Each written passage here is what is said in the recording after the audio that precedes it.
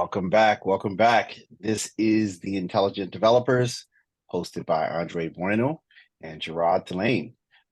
We have a phenomenal guest today, Collette English Dixon. Collette, how are you? I'm well. How are you? I'm good. I'm good. I Happy can't Friday. complain at all. Happy Friday. Happy Friday. Andre, how you doing, man? I'm doing very well. Thanks for asking. I'm particularly excited about today's conversation because we're going to be talking about um, really education in the real estate industry as we think about it from the perspective of building capacity in our communities and really the education of a professional through and through. So to be able to, I guess, kind of frame the conversation, I think it'd be helpful if Collette can kind of um, provide some context into the work that she's doing. And from there, I'm sure we're going to have some exciting questions for her. Great. Thanks so much, Andre. I am really excited to be here, and I appreciate the two of you asking me to join you on your podcast. Thanks for the chance to talk about what we do in academia around real estate. And most specifically, I'm going to be biased. I'm going to talk about what we do at the Marshall Bennett Institute of Real Estate. What everybody else does is what they do, but this is what we do. So the Marshall Bennett Institute of Real Estate was established in 2002 by three icons of the Chicago real estate industry: Marshall Bennett, Anthony Pasquinelli, and Gerald Vogelson. But the point was, Chicago did not have a graduate real estate academic program anywhere. We were close to Madison and the Grass Camp Center. Kellogg has a little something, University of Chicago has a little something, but we thought it was time to do something very focused. And since 2002, we have graduated more than 400 students through our graduate degrees and now our undergraduate major. And the thing that I think is so important about what we're doing here is that, one, Roosevelt is arguably an incredibly diverse university. It's a private university, but it's incredibly diverse in every way you want to slice diversity, all of them. We sit in the middle of Chicago, which is, I think, without a question, one of the most dynamic real estate laboratories and markets in the world. It's a beautiful city. It's got buildings galore. And if we can't talk about real estate here, where can you talk about it? And also, I think because this university is very founded, I want to say founded is probably the thing, is what's founded in its sense of social justice and social equity. It partners very well with our efforts at the Institute to develop diverse talent for the commercial real estate industry because right, we touch everything in real estate. We are everything in real estate, right? It's just most people don't know that. So the ability to bring that insight and to bring those opportunities to a diverse community of students to hopefully build a pipeline of diverse talent for this industry is a really exciting effort here. And I'm really proud of what we're doing to try to advance that mission. Stellar, stellar. So you are our first guest who is in academia. So I very much look forward to today's conversation. But the So, difference between you and academia, Gerard, and me is I don't teach. And so, that puts me in one of those, I don't know, they say those who can teach, those who don't do something else. Well, maybe that's me. I don't teach. I don't know. But, being in academia has been a very interesting transition in my career, but I love it. fantastic, fantastic. So let's go back to the beginning. Uh-huh. How did you get into real estate originally? It was, I don't know why I'm here, but I need a job. It was that kind of decision. I went to college thinking I was going to go to law school, got a finance degree because I thought I wanted to do corporate law. I have no idea where it came from. I didn't know any lawyers. I didn't know any corporate lawyers. I was like, it seemed, maybe I was watching what was that? The television show that had the attorney on it. But I thought I'd do that. But when it was time to go to law school, I was like, I can't do this. I need a break. I need a job. And as I was interviewing for a job, I had a finance degree with pretty much a minor in accounting. I ran into the Prudential Insurance Company of America. And they were like, hey, do you want to be like an internal audit person? I'm like, hey, no. You got something else I can do? And they said, what about real estate? And I was like, what about it? I don't know anything about real estate. I didn't take the one class that was offered at Notre Mhm. Dame about real estate at the time. But I was like, Mhm. you know, I'm not planning on doing this for a long time. I'm going to law school. So this will be something to do for a couple of years. And then I'm going to go to law school. I had no idea what I was in for. I had no idea what this was about. And when I started in the role, and again, it was the real estate investment department of the Prudential Insurance Company of America, which tells you how far back in life it really was. I mean, I feel like I've been around here forever. It showed me something I had never thought about. Who owns buildings? Who Mm. operates buildings? What kind of jobs are these? What are these people doing? It was fascinating to me. I felt like this whole new world had opened to me, and I needed to understand it. It just totally excited me. Some of it was a little annoying, you know, like when you own apartment buildings, you technically are in people's lives. I mean, that's a huge, huge thing. You don't realize Right. that until you're an owner of an apartment building. But it fascinated me, the kind of money that was involved in this, who was controlling these assets, what these assets were doing and kind of impacting people's lives, the decisions that went behind, do you own this or do you sell this or how do you operate this? I just got totally fascinated by it. So I stayed. I wound up getting my master's at night. Fortunately, that was back in the day when companies really helped pay for that. And Mhm. I just stuck it out through cycles I could not have even imagined, through a growth in the industry that I don't think anybody knew was going to happen. I mean, went from the real estate department of a mutual insurance company to a global investment manager focused on real estate during my tenure. That acceleration of the industry's growth was like totally not on the radar screen and a fascinating ride to be a part of. You know, people ask me like sometimes like, oh, there's a real estate program. I'm like, there are hundreds of thousands of jobs throughout the world Mhm. in this industry, right? Yep, There's there are. somebody keeping the lights on at the hospital that you're going in. Exactly. Somebody, somebody owns the building where you're getting your coffee from this morning. Like, Mhm. there's a massive industry and it's getting more institutionalized in just about Absolutely. every asset class. Absolutely. But what people also don't think about is the real estate is the school you went to. It's the church that you go to. It's the Yep. park that you play in.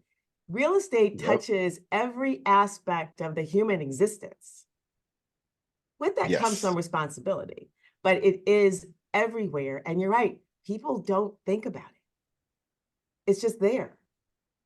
And the careers that are behind all of that stuff, it's an endless list. And there's so many places that people can take their passions, take their affinities, and find a role that really works for them in this space. And we have to do a Mhm. better job at like letting people know that that's the opportunity here. And that's what real estate education is all about. It's pulling back the curtain and going, look at all of this. And you too can be a part of this. Let's find the space where you can excel and you can succeed because there's so many spots that you can stand in.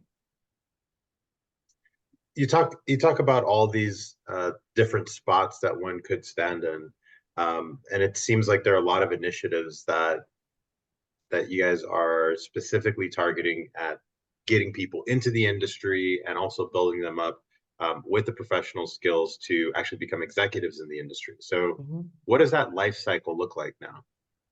What does the life cycle look like? I think that the challenge of the life cycle is that it needs to be expedient and it needs to have identifiable outcomes, because that journey looks very different for a lot of people, right? So for those people who are interested in kind of, or the young people who are interested in entering the industry and kind of go through the undergrad cycle, you know, it's still that typical 4-year undergrad cycle. There's really just no way around that. It's just that's the system. You can't change that. But the point is when they get to May, or they get to the end of their senior year, they know what they need to know to step confidently into that industry on that career path and see where they can actually thrive and hopefully have a shortened learning curve so they can contribute faster and they can have the sort of career path and success that they want. Graduate programs are kind of interesting. I honestly believe that graduate education, especially in the real estate space and probably in other places, is not a place to start a career. You don't suddenly decide when you've been doing something for 10 or 15 years that you want to suddenly be in the real estate industry, the commercial real estate industry in particular. I'm going to go back to grad school to actually, punch my ticket to get there. It doesn't really work that well. What graduate education does best, in my personal opinion, is that it helps accelerate careers. It helps pivot careers. It helps advancement in your leadership skills for that career. And the opportunity to do that in a year or 2 years is important to consider, because the change that you will be able to make with that increased knowledge that you got over that 1 to 2 years can be just so incredibly impactful and near-term impactful on what you're doing in your career. I mean, Gerard, nothing against designers, but architects a lot of times kind of go, I think I'm going to go and get a graduate degree in real estate because I want to pivot from being a design professional to being the developer, right? I see what the developer's doing. I want to understand that part better. Or they want to be able to have a different conversation with their clients and understand what their clients are saying about return importance, design and economic feasibility tensions, that whole thing. You can get that once you understand the industry better. And then for people who have designations, like you're a MAI or a CCIM or have a CSA or any number of designations that come with both experience, you have a portfolio of work that you can prove, you've taken certain tests, you've done all that, then there are opportunities to engage in completing your master's degree on an accelerated basis, because you can opt out of some of those fundamental core courses.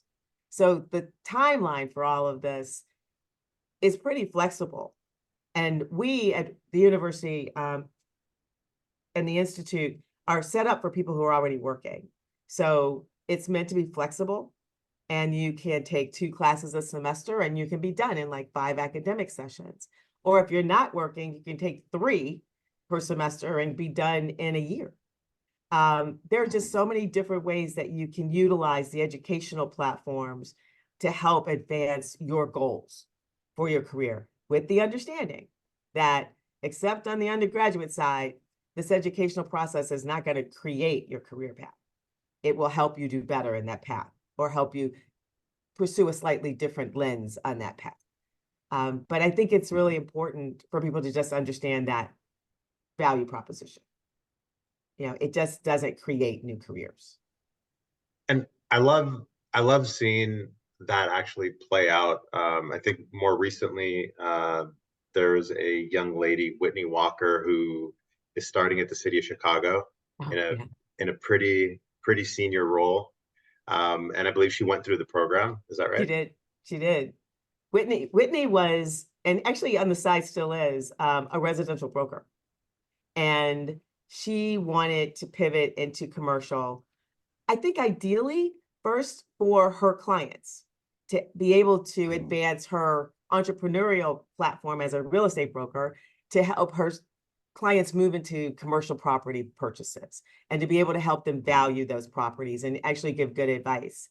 And then she went through the program. She's like, I'm going to do that, but I think I want to do more. I was so excited for her to get the job at the Department of Housing. I think she's going to do great with it. And I think this is a true example of how a graduate degree can allow you to pivot, not create a new industry, not create a new industry engagement, but to pivot in the space so that you can do something different, something more. And I'd like to think all of our students realize that same sort of outcome. I hope they do. Yeah, so I was an architect and I did the pivot, moved to New York City, which my mom was afraid. Um, I'm like, I'll be fine. I'll be fine. But I went to grad school to dive into this real estate thing. Mhm. And the way NYU's program was set up or is set up is that the majority of the students also work. Mhm. Actually they didn't even have a full-time graduate at the time. Actually, you couldn't even go full-time. It was pretty much made for folks to work. What I initially learned is that getting either a job in the business or internship in the business in tandem with class was incredibly empowering as an experience. Yes, I'm sure it was. To kind of see both at rapid fire Mhm. was incredible. And at the time, the one internship that really stands out to me, I interned at this company called Jonathan Rose Companies. Oh, yeah. And at the time, we were doing cutting edge affordable Oh, housing in yes. green construction. Mhm. Cutting edge. And to then go into class like that night to talk about the things that we're talking about at work, it worked really, really well. And I highly encourage my students, get an internship, put your toes in the water, see what you like before you graduate. So you can be like, oh, well, I thought I wanted to do this, but you know what? I went out and did it, and I realized I didn't really enjoy that. That's what internships are for. They're both to help you You find know, that full-time job and help you figure out what that's supposed to look like or not. or not, Or right? not. And what you're good at, right? Some things you're better at than others. So to go out and like really like get that experience and exposure. What's interesting, NYU created an undergrad program that over half the program comes from real estate families. Oh, And that's what's interesting. fascinating to me is that their parents see the value. But they're real estate families. Of course they see the value. They see the value that, oh, yes, you're going to go to college and you're going to go to undergrad and you're going to take like the experience and you're going to be on campus and enjoy that. But you're probably going to come back here Mhm. and do this or do something similar to this when you graduate and create that quality of life. That to me is fascinating as a parent. That idea of, I'm going to let you go and experience college, but this is a high priority thing as a career track, either with us or with somebody else doing similar work. One of the challenges I think we have around populating undergraduate real estate programs is that lack of understanding, that many young Yes. people don't have parents who are in the space to be able to Yes. see what that opportunity looks like. And so Mhm. there is work that many of us are doing to engage with high school students to help fill that knowledge gap. Because if once we get them to college, they've kind of predetermined what they think they want to do, changing their minds is a lot harder. And their parents are potentially locked into where they're going and what they're going to do. So we've got to bring that awareness that their families may not have about this to these young people before they start making these career decisions.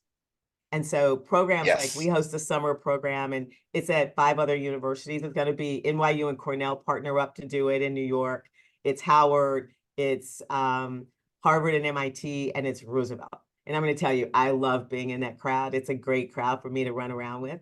But the point is, we believe we've got to get in front of these high school students and we've got to show them the potential, the opportunity, the breadth of experiences they can have in this space and help them see how they can get to it professionally. Right. Right. I totally believe all in that if you have that insight, be it from your family or from just other exposure, you will see the potential in this space is pretty endless. Not without its challenges, Yes. not without its challenges.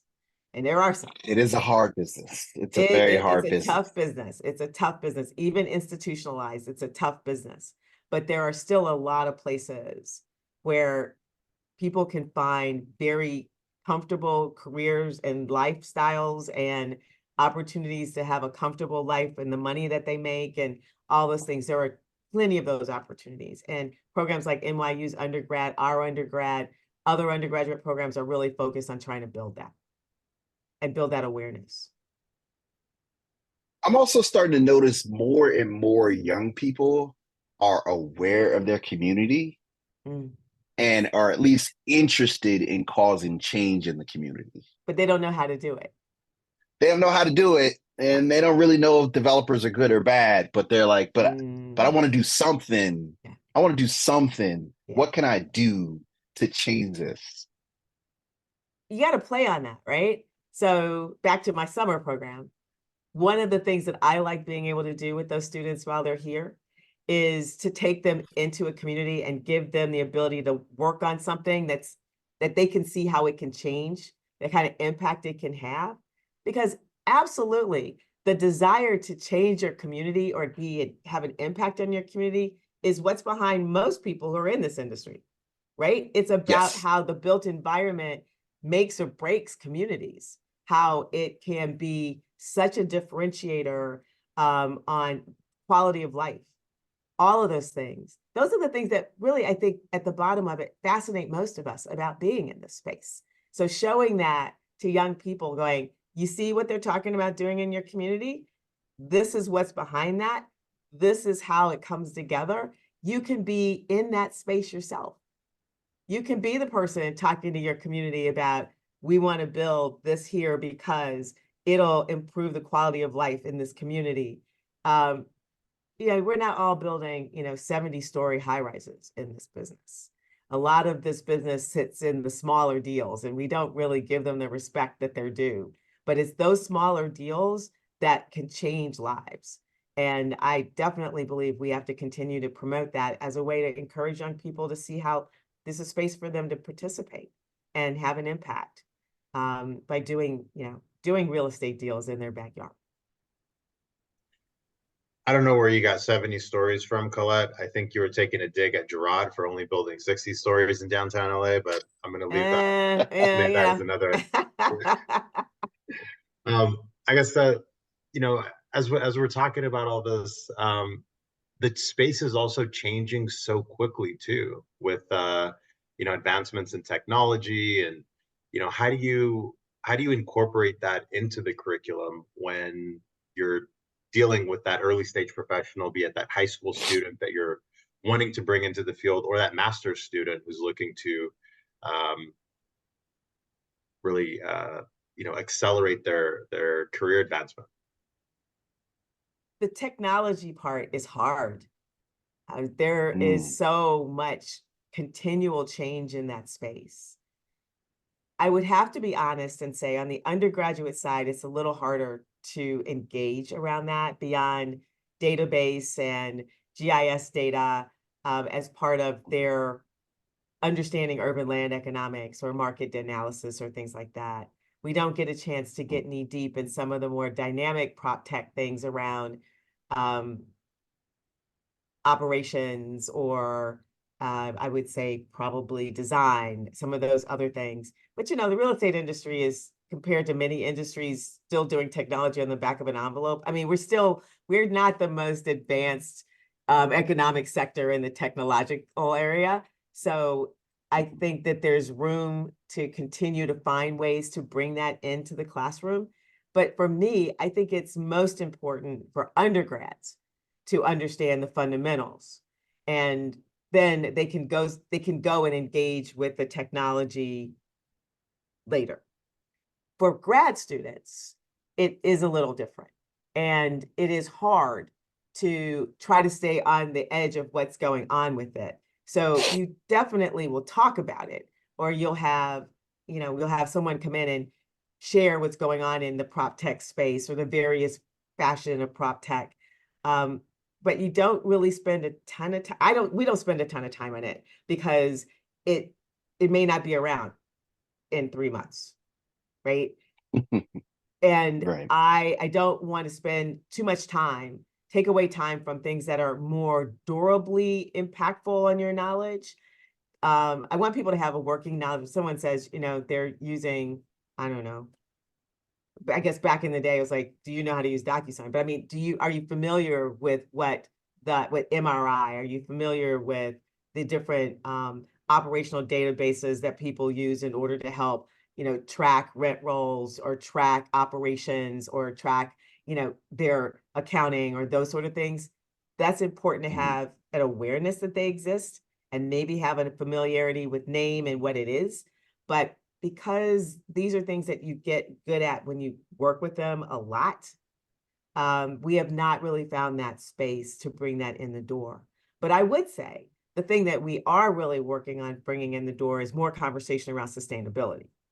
And Mm, that, to me, has a stronger foundation to work with, because we can talk about sustainability in the concept of ESG. We can talk about it in the context of sustainable design or sustainable development of some format of what that means. And it can mean a lot of different things.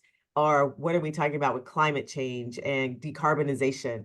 Those sort of things are easier to mhm. raise to a level of understanding or awareness than I think we've been able to do with technology in the real estate space in the classroom, at least for us. If there's someone listening to this who's done it really well, and you can talk to me about how to pull that off, please call me.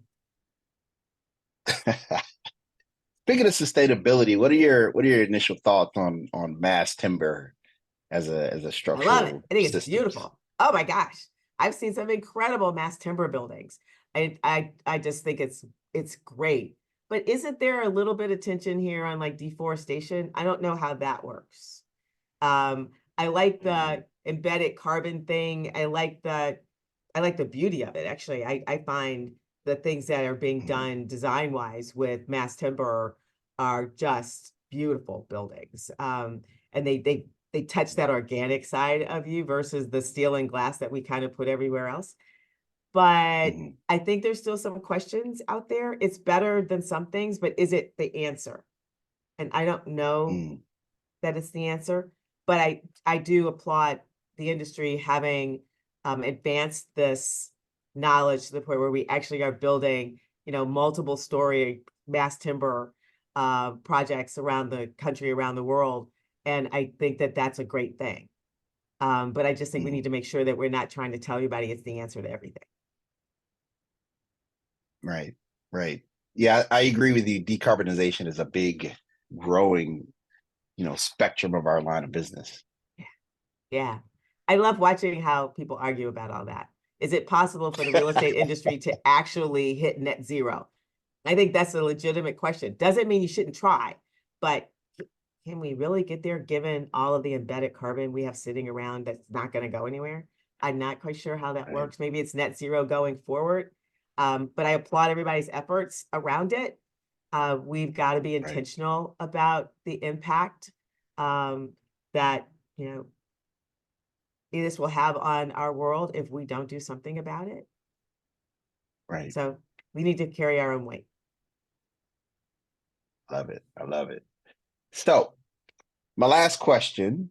Mhm. If you had to talk to 22-year-old Collette today, she just graduated from college, starting her first job, at large institution or small institution, what advice would you give her today? Take more risk. Mm, There's no question on that one for me. I I mm, I cannot look back over, my career to this point and the things I've had a chance to do and go, oh my God, that was terrible. Why did I do that? Or wow, I missed out on so much. But the thing I did not do is take risk when it might have provided me an opportunity to do something different that might have mm, either added a knowledge base that would have moved me to another path potentially, or something that mm, would have been um, riskier, but maybe had a higher reward than working for an institution. You know, mhm, I think there were things I probably wish I would have tried, but I really felt I didn't want to gamble that much. So I would tell myself, be open to those things. Recognize that if you lose out on something, it doesn't mean it's the end of the world. There's usually, especially when you're young, there's usually another opportunity, just, there's another time up at bat on this, and you can actually recover from this and you can move on. But consider risk is not an enemy, but as a potential friend that just needs to be understood. And I wish I had known that. stellar. So we're gonna stop there. Thank you so much, Collette.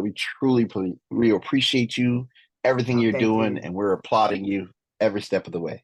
Thank you so much. It's been a pleasure. Thank you. Until next time.